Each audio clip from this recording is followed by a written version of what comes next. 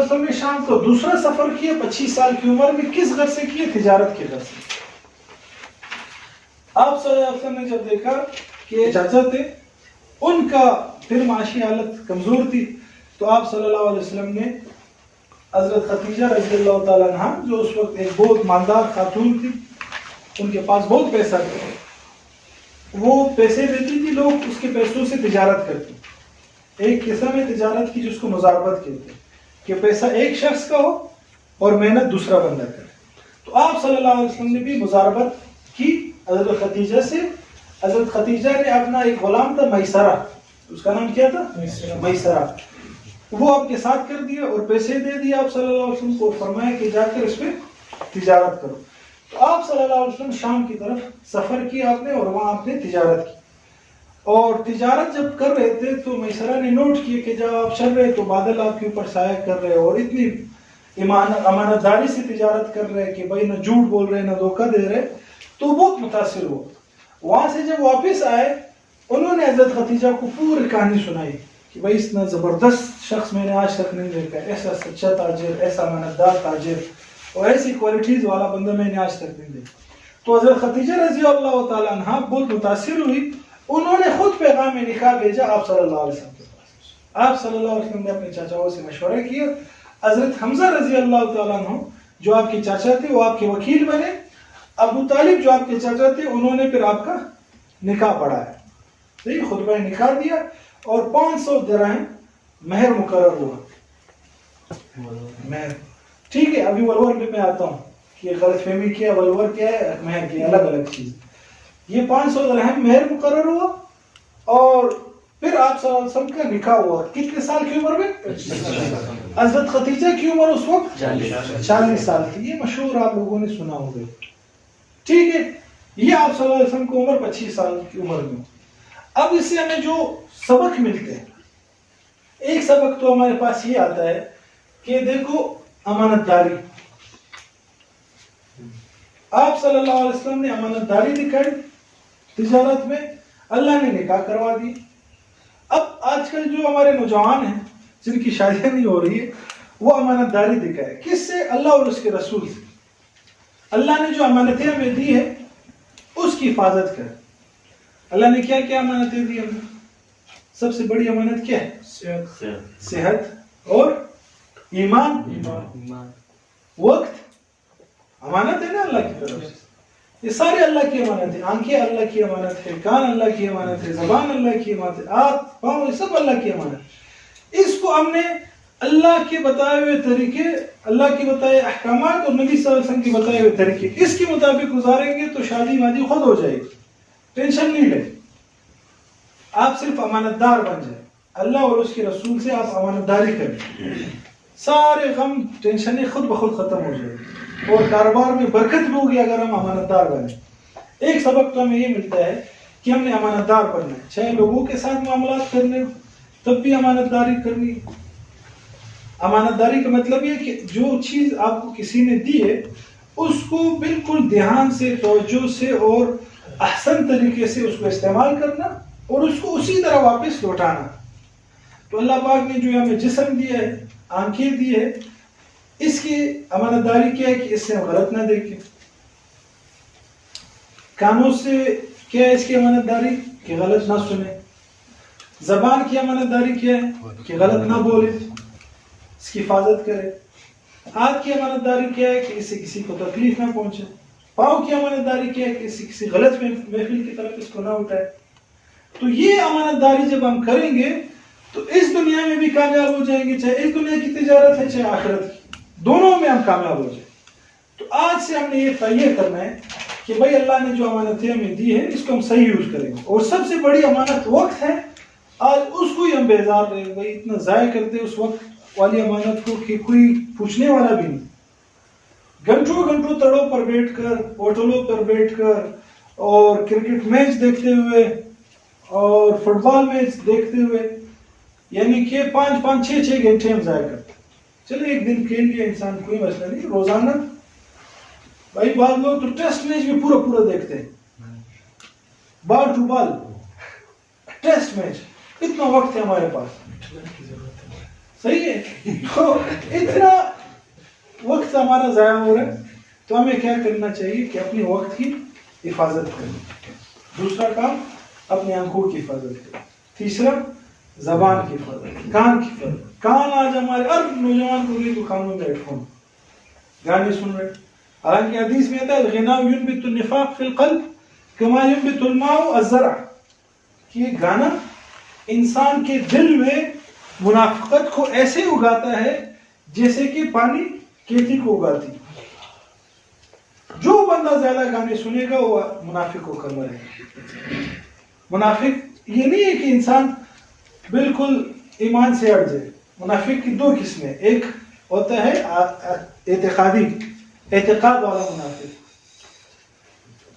منافق اعتقادی یعنی اس کا عقیدہ یہ ہے کہ وہ مسلمان نہیں ہے لیکن اپنے آپ کو مسلمان شو کر رہے. یہ آج کل کے زمانے میں تو یہ نہیں. ایک ہے عملی منافق. عملی عقیدتاً تو مسلمان ہے, اللہ کو بھی مانتے ہیں, اللہ کے رسول کو بھی مانتے ہیں, لیکن عملاً منافقت کر, کام منافقوں والے کر. تو جو شخص گانے سنتا ہے تو اس کے دل میں یہ منافقت آہستہ آہستہ اگتی ہے, جیسے کہتی ہے نا, اگتی ہے آہستہ آہستہ. جتنا آپ پانی دو گے کھیتی کو زیادہ ہوگی, جتنا گانے سنیں گے اتنی منافقت بڑھے گی. آج جو دین کی بات ہمارے دلوں پہ اثر نہیں کر رہی کیونکہ ہمارے دلوں میں منافقت بہت زیادہ اگ چکی ہے. اس کو ہم نے کاٹنے کی ضرورت ہے اور وہاں اسٹاپ لگانے کی ضرورت ہے. اس گانوں سے آج ابھی توبہ کرو. کیا فائدہ ہے بھائی اس کے سننے سے؟ کوئی فائدہ ہے تو بتائے. کوئی فائدہ نہیں. الٹا روح بے چین ہو جاتی ہے, اللہ سے جو کنیکشن بنتا ہے اس میں دوری آ جاتی ہے. اگر کوئی ایک بندہ اللہ کے قریب جا رہا ہے, گانا سننے سے 180 ڈگری پیچھے چلا جاتا ہے, 180 ڈگری واپس پیچھے. ایک بندہ بیچارہ محنت کر رہا ہے, سردی میں آ رہا ہے, سیرت کلاس اٹینڈ کر رہا ہے, کسی بزرگ کے پاس جا رہے ہیں, ذکر کر رہے ہیں, نمازیں پڑھ رہے ہیں اللہ کو پانے کے لیے, اللہ سے تعلق جوڑنے کے لیے, لیکن وہاں سے گانے سن رہے, کوئی فائدہ نہیں ہوگا. وہ ساری جو محنت ہے وہ زیرو ہو جائے گی, بلکہ آہستہ آہستہ مائنس میں جائے گی اور منافقت اگتی رہے گی اگر اس پہ ہم نے اسٹاپ نہیں لگایا. تو یہ آج آپ اللہ کی سیرت کے ذریعے سے ہمیں پتہ چلا کہ امانتداری ایک بہت بڑی چیز ہے. تو اپنے کانوں کو بھی صحیح استعمال کریں, اپنی آنکھوں کو. حدیث میں آتے ہیں نظر انسان کے شیطان کی تیروں میں سے ایک تیر ہے, جس چیز پر پڑ جاتی ہے اس کا عکس دل میں مٹاتے, وہ دل پہ رہتی. آج جو اللہ کی بات دل پر اثر نہیں کر رہی کہ دلوں میں عکس بیٹھا ہے ہم لوگوں نے غیر کے. اللہ کا کوئی جو نیک بندہ ہے اس کی بات اثر ہی نہیں کرتی. جس چکنے برتن میں آپ پانی ڈالو پھسل جاتے, تو دین کی بات بھی ہمارے دلوں پر پھسل جاتی, اثر ہی نہیں کرتی. اچھا, ایک تو ہمیں یہ سبق ملا. دوسرا سبق ہمیں یہ ملا کہ پیغام نکاح دیکھو حضرت خدیجہ نے خود بھیجا, ٹھیک ہے. اور آپ آگے جا کر ہم پڑھ لیں گے کہ حضرت عمر رضی اللہ تعالیٰ عنہ, ان کی بیٹی, انہوں نے کہا, حضرت ابوبکر سے کہا کہ اس کو اب اپنے نکاح میں لے لو, انہوں نے کہا نہیں. پھر حضرت عثمان سے کہا, انہوں نے کہا نہیں. پھر حضور صلی اللہ علیہ وسلم نے پیغام نکالا. یعنی حضرت عمر جیسے غیرتی شخص خود اپنی بیٹی کا نکاح کسی کو دے رہے. تو اس سے یہ سبق ملا میں کہ اگر لڑکی کے لیے رشتہ نہیں آ رہا ہے تو آپ خود پہل کریں, کسی اچھے لڑکے کو دے کے. آج کل ہم پیسوں کو دیکھتے ہیں, کیا پیسہ ہے تو بس ٹھیک ہے. نہیں, پیسوں کو نہیں, لڑکے کی دینداری کو دیکھنا چاہیے کہ دیندار کتنا ہے, سمجھدار کتنا ہے. خود اس کو پیغام ہی نکال دیتے. کوئی اس میں پیغور والی بات, کوئی اس میں کیا ہے اس کو کیا بولتے ہیں, شرم والی بات نہیں. آپ خود نکال پیغام اپنی بیٹی کا, اپنی بہن کا دے دیں کسی کو. کوئی اس میں ٹینشن والی بات نہیں ہے. اگر رشتہ نہیں آ رہا ہے تو کوئی مسئلہ نہیں, آپ خود دے دیں. اگر آپ کے ابھی مطلب بیٹیاں نہیں ہیں, اور اللہ کرے بیٹیاں ہو جائے, اور خدا نخواستہ رشتے نہیں آ رہے, یہ آ رہے ہیں ایسے ہی سب در بدر رشتے کہ بھئی وہ لڑکا موالی ہے یا وہ, تو آپ اس کے انتظار میں نہیں رہے یار کہ کوئی ایسا اچھا رشتہ آ جائے. آپ خود پہل کریں. ہمارے کتنے اساتذہ نے خود ایسا کیے, مدرسے میں لڑکے کو دیکھا, خاندان کو دیکھا, خود ان سے کہا میں اپنی بیٹی دوں. کتنے اساتذہ نے اپنی بیٹی ایسے دی, کوئی شرم کی بات نہیں. ایک ہمیں یہ کہ 500 درہم مہر مقرر ہوا. ایک چیز ہے ولور, ایک ہوتی ہے مہر. اس میں بہت بڑا فرق ہے. بعض لوگ ولور کو مہر سمجھتے ہیں.